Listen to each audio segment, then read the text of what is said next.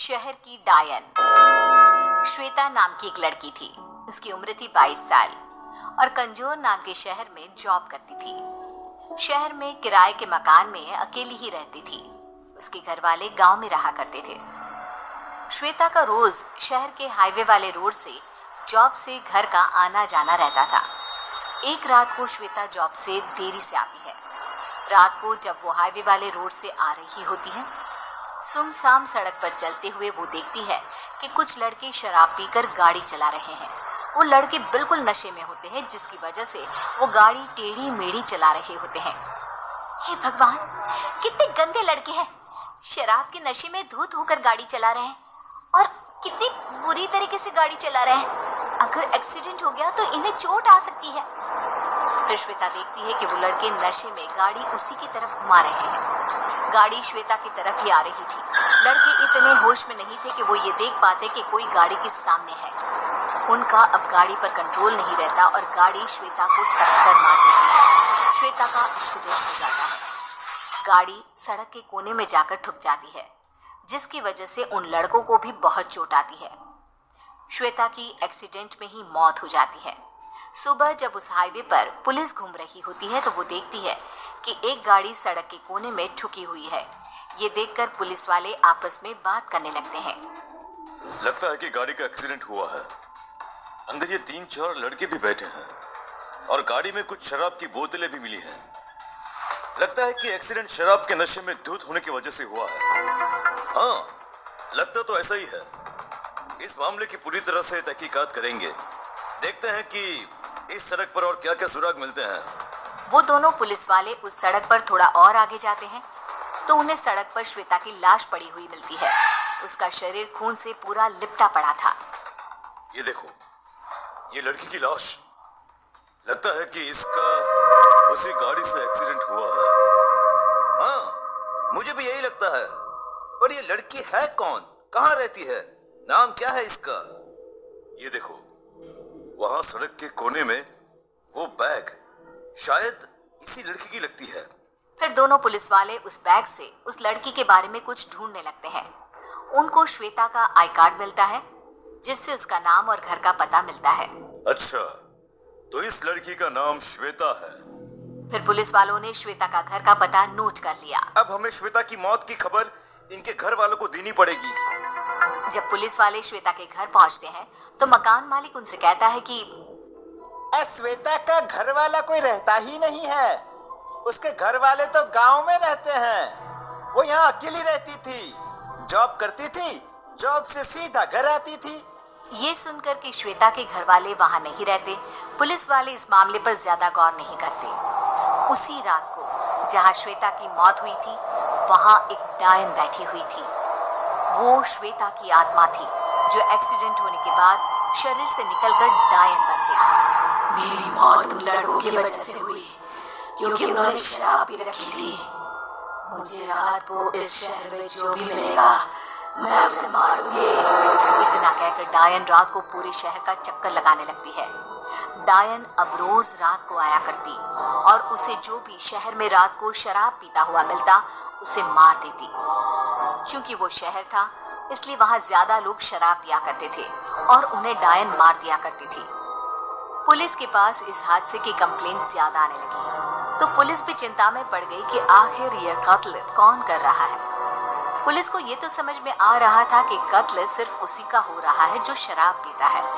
पूरे शहर में ये बात फैल गई। लोगों ने शराब पीना बंद कर दिया, पर एक ऐसा इंसान भी था जिसका इस बात पर बिल्कुल विश्वास नहीं था। उसे इस बात का कोई डर नहीं था और वो था श्वेता के घर का मकान मालिक। एक बार श्वेता के घर का मकान मालिक रात को अपने घर के बाहर बैठकर शराब पी रहा था। अरे भाई वाह, आज तो मैं जमकर शराब पीऊंगा, मजा आ जाएगा। आज तो बीवी भी घर पे नहीं है।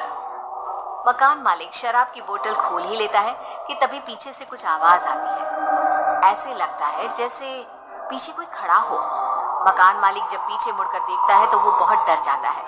वो देखता है कि एक डरावनी डायन उसके पीछे खड़ी हुई है। डायन ने मकान मालिक के कंधे पर हाथ रखा। मकान मालिक ये देखकर बहुत डर गया। इससे पहले कि वो चिल्लाता, डायन ने उसके सर पर शराब की बोतल दे मारी और मकान मालिक मर गया। फिर डायन वहां से चली गई। सुबह पुलिस ने जब मकान मालिक की लाश देखी तो वो भी डर गए। अब ज्यादा पुलिस वाले वहां पर तैनात हो गए थे। अब तो कोई ना कोई उपाय निकालना ही पड़ेगा। अगर ऐसे ही शहर के लोग मरते रहे तो शहर की आबादी खत्म हो जाएगी। हाँ, उपाय तो बहुत जल्दी निकालना पड़ेगा। ऐसे हादसे शहर में बढ़ते ही जा रहे हैं। हम एक काम करते हैं, रात को शहर में एक तांत्रिक बुला लेते हैं, फिर देखते हैं कि आखिर ये मांझरा है क्या। वो दोनों पुलिस वाले ऐसा ही करते हैं। एक रात को शहर के सबसे बड़े तांत्रिक को बुलाकर उसे सारी बात बताते हैं और एक गली में उन्हें बिठाकर उनके सामने नकली शराब की बोतल रख देते हैं, ताकि मानने वाले को लगे कि वो आदमी शराब पी रहा है, और अगर वो उस पर हमला करे तो इन लोगों को पता चल जाएगा कि आखिर शहर में कत्ल कौन कर रहा है।